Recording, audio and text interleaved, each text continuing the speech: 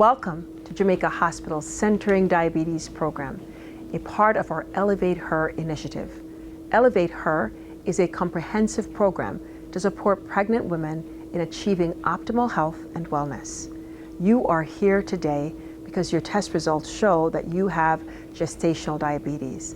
Gestational diabetes is a condition where your blood glucose levels are high, and this can lead to many health problems for both you and your baby. You are not alone, and it is not your fault. This is a common condition. Gestational diabetes affects up to 10% of pregnancies in the United States each year. We test all our patients for gestational diabetes as part of our approach to promoting a healthy pregnancy and overall wellness. Most patients are tested between 24 to 28 weeks. But if you have any risk factors for gestational diabetes, testing is performed earlier in your pregnancy. So what causes gestational diabetes? Gestational diabetes is caused by hormone changes in pregnancy that can affect the way our bodies process sugar.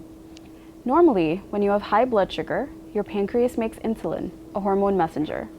Insulin helps sugar get into your cells, supplying them with needed energy.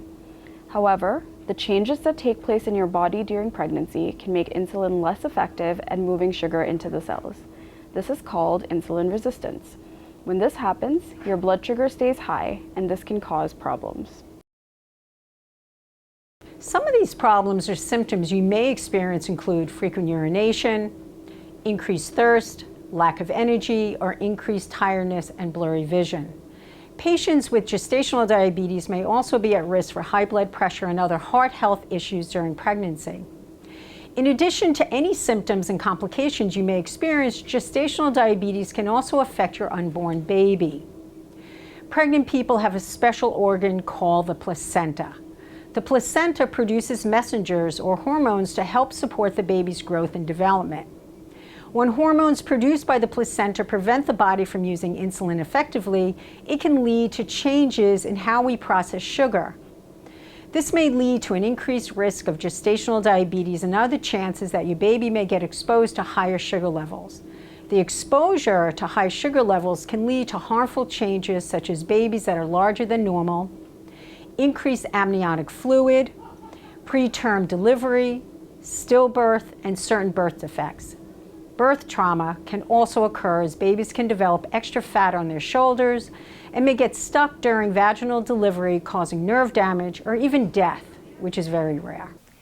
Other challenges or complications your baby may encounter after birth are jaundice, requiring additional monitoring and possible NICU support, respiratory distress, requiring breathing support and a higher level of care, such as NICU, low blood sugar, requiring glucose and supportive care to avoid seizures, cardiac disorders, requiring support or surgery, just to name a few. I would also like to share with you some of the long-term effects gestational diabetes can have on you and your baby's health. Your child may be at increased risk for lifelong obesity, diabetes, and cardiovascular disease. If you have been diagnosed with gestational diabetes, you may have a high risk of getting type 2 diabetes and cardiovascular disease later in life. So how can we decrease the risk of complications? We can do so by properly monitoring and managing your health during and after your pregnancy. Monitoring your blood sugar levels. This is done by sticking your finger, getting a little blood, and placing it into a glucose meter. This test is done either while fasting or 1 to 2 hours after eating. Eating healthy. Our culturally sensitive diabetes educator will guide you with healthy meals and recipes and specific foods to include to have a healthy baby. Exercise. A brisk walk for 30 minutes after eating can help to improve your blood sugar levels. More frequent prenatal visits are to be expected. These are often weekly, especially if medication is needed to control your blood sugar levels. During these visits, we will monitor your health and the health of your baby. We will review your blood sugar levels and adjust your medication doses as necessary. If you are on medication, you may need more as your pregnancy advances. More frequent ultrasounds may be required to monitor the baby's health. Fetal testing in the form of the non-stress test, which monitors the baby's heart rate and your contractions with belts around your waist, may also be performed twice per week to monitor the baby's health. Your provider might suggest delivering your baby before your due date if your blood sugar is not controlled or if the baby is too big. A normal vaginal birth is usually recommended unless the baby is deemed too large to navigate the birth canal. This is usually assessed by ultrasound measurement. A cesarean birth may be recommended based on abnormal findings during fetal testing as the pregnancy advances.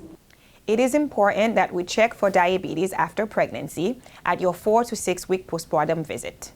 Post-delivery, it is important to assess whether the disease is present or if it has resolved. Managing diabetes early makes it easier to control with diet, weight loss, and exercise. Medication may be recommended, but it is not always needed to control the disease. Sometimes diabetes goes away after pregnancy, but sometimes it does not. Even if it goes away, having diabetes during pregnancy means you have a higher risk of getting diabetes and cardiovascular disease in the future. We hope that this diabetes centering program will help you learn more about how to manage this disease and help you to have healthier babies and healthier lives. Join us in our efforts to elevate her.